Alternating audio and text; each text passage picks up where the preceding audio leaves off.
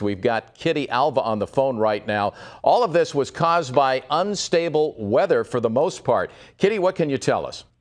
Now, the fire, it seems to only have spread to a couple of acres. It's pretty under control. There's still a few hot spots. And I think what happened here is the eucalyptus trees are so flammable. And when the lightning strike came overhead with the storm, it was just explosive. You could tell there's a huge patch of everything's gone.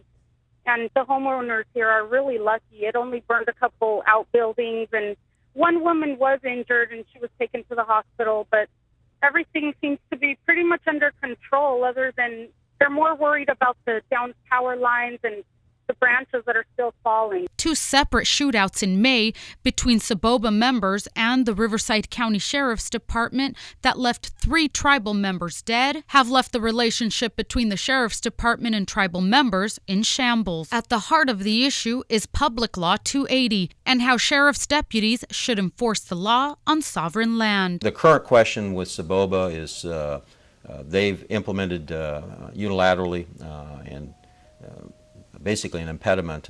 It's a violation of the state penal code to block or delay or obstruct peace officers. And anybody that ends up delaying an officer potentially puts them at some risk. Some say that finding a solution to a very controversial issue is going to be very hard to find. But Sheriff Stanley Sniff says that Public Law 280 is very straightforward. There's restrictions on confidentiality and privacy. If you're a victim or you have something as a hypothetical, a child molest, that's not anybody else's business when they call the police department to come in there. But the bigger issue is you have outsiders, basically non-law enforcement, screening law enforcement business.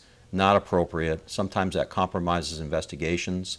Sometimes that signals to people that you're looking for, gives them an opportunity to escape, makes a lot of different safety issues, and that's why that law is on the books.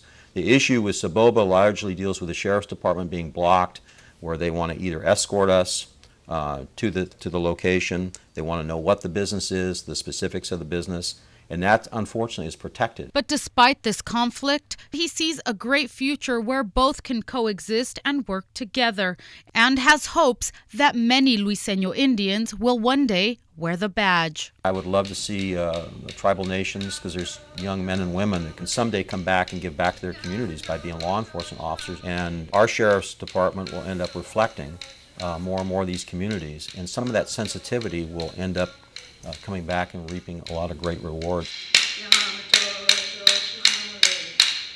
Bittersweet hugs as Sofia Briceño's mom tells her neighbor they've caught her daughter's alleged killer. After Sofia had disappeared for a few days, Anita's motherly instinct kicked in.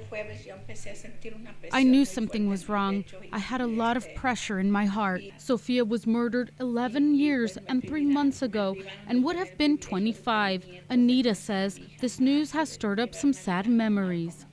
She says, they've robbed me of seeing my daughter grow up and of my grandchildren. As she showed us pictures of Sofia, she says she was the happiest little girl and remembers this picture in particular, when she made a cake for her friend's anniversary, and when she came back, Sofia had already started celebrating. That's the way she always was. She was such a drama queen. She was always yelling and so happy. She loved makeup. When I asked her if she could forgive her daughter's killer, she said yes, and that in order to be forgiven, you must forgive. That's the way my mom taught me. Even if it's difficult, it's the right thing to do. And she gives this advice to every parent. Know who your children's friends are. My daughter considered these gang members her friends. She said they would help her. Instead, they murdered her. The Clinton incident is approximately 50 acres. We have about 300 firefighters assigned to the incident on about 30 engines, 8 hand crews. We have 4 air tankers assigned and 4 helicopters assigned to the fire. Right now we don't have any figures on containment of the incident, and there are no evacuations. The flames won't beat me.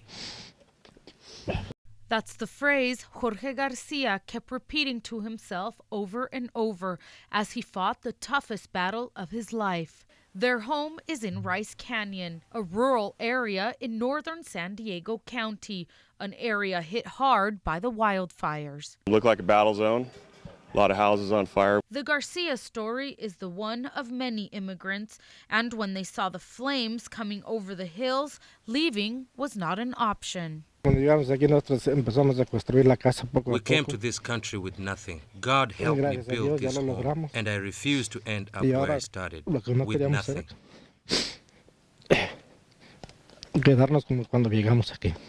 So Jorge rallied up 3 neighbors, 2 of his sons and 1 of his nephews, kissed their wives and younger children goodbye, and all picked up their weapons, a water hose. I just wanted to save my house. Like my dad said, we had nothing, and just to lose it all. They fought tirelessly through the night, and at around 2 in the morning they called for help. But fire crews already had their hands full, so they had to keep fighting. God will help us. It's going to be okay. Finally, at around 4 in the morning, some backup. I happened to know that the family was up all night fighting this fire with the little hoses, so I took him out, hooked him up to the fire hydrant, and left them for them to use. The fire was nearly out, and now with the larger hoses, they were able to finish the job. They kept the fire within 8 to 10 feet from their property, and they were able to stop it. So by the time the fire department showed up, they simply told them good job. A story some may not believe if they hadn't seen it with their own eyes. I do believe in miracles, and I do believe that God had his hands all over this. Faith can move mountains, and we should never lose hope.